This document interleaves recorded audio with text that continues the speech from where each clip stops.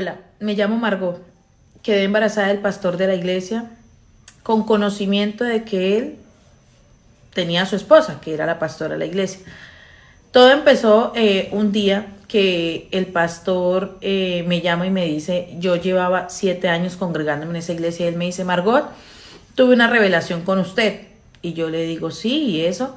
Me dice, tenemos que ir a la oficina para que hablemos. Perfecto, yo voy con él y sí, pastor, dime. Y me dice, Margot, el Señor me mostró en un sueño que mi esposa, la pastora, va a partir. Y yo, uy, Dios mío, ¿cómo así? Me dice, sí, pero no es de eso que le quiero hablar. Lo que le quiero hablar es que en ese sueño también me mostraron que usted era mi próxima esposa, que usted era la que debía ocupar ese puesto. Entonces yo quería pedirle encarecidamente que se guarde para mí, que seamos obedientes y que usted me espere.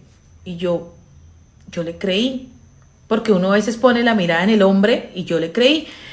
Entonces me dice, bueno, así pasa, seguimos en la congregación y todo. Después él me llama y me dice, Margot, el tiempo de la pastora se acerca. Usted y yo debemos empezarnos a consolidar esta relación, a que usted la vaya asimilando y a que la congregación nos empiece a ver a los dos más tiempo juntos. Entonces, debido a ese acercamiento que empezamos a tener, yo fui adquiriendo posición en la iglesia, que líder de células, que líder de alabanzas, que líder de los sugieres, luego que líder de, bueno, de todo era yo, estaba en todo metida.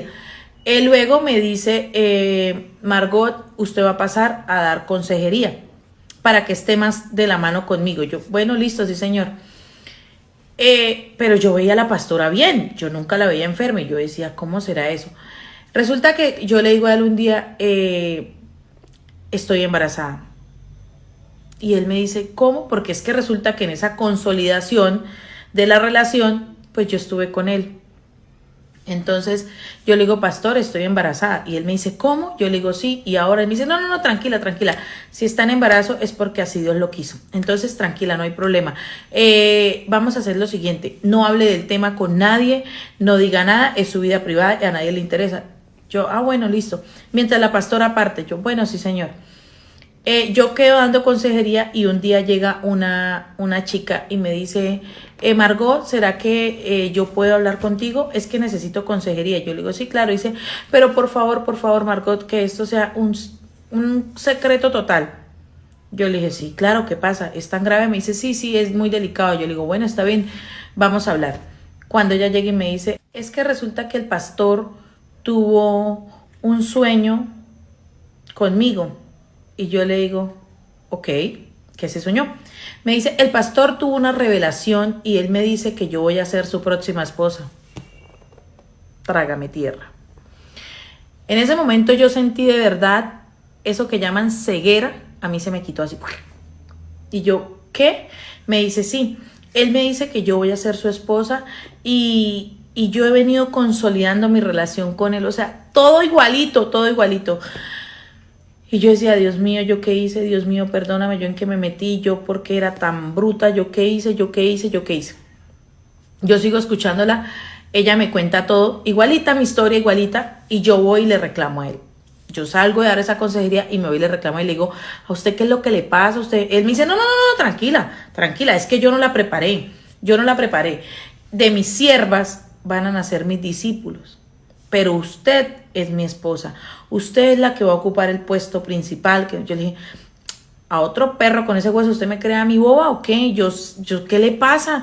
Dios mío, Señor, perdóname. Y me fui y busqué la pastora, hablé con ella, le conté todo, le dije, pastora, perdóneme, yo no sé por qué yo creí, yo no sé qué pasó. Ella me decía, tranquila, hija, eso es cuando uno pone la mirada en el hombre y no de verdad en Dios, cuando uno no lee las escrituras, cuando uno va a una iglesia a ocupar un puesto. Yo decía, es verdad, es verdad. Todo lo que ella me decía es verdad, pero esa señora es tan maravillosa, es un tesoro de Dios. Esa señora me perdonó, yo le decía, pastora, perdóneme, ella me perdonó, ella me dijo, tranquila, yo entiendo que usted es adulta, que usted tenía la capacidad y el razonamiento, pero había una ceguera, no pasa nada. algo en mí me iba preparando para algo delicado con mi esposo.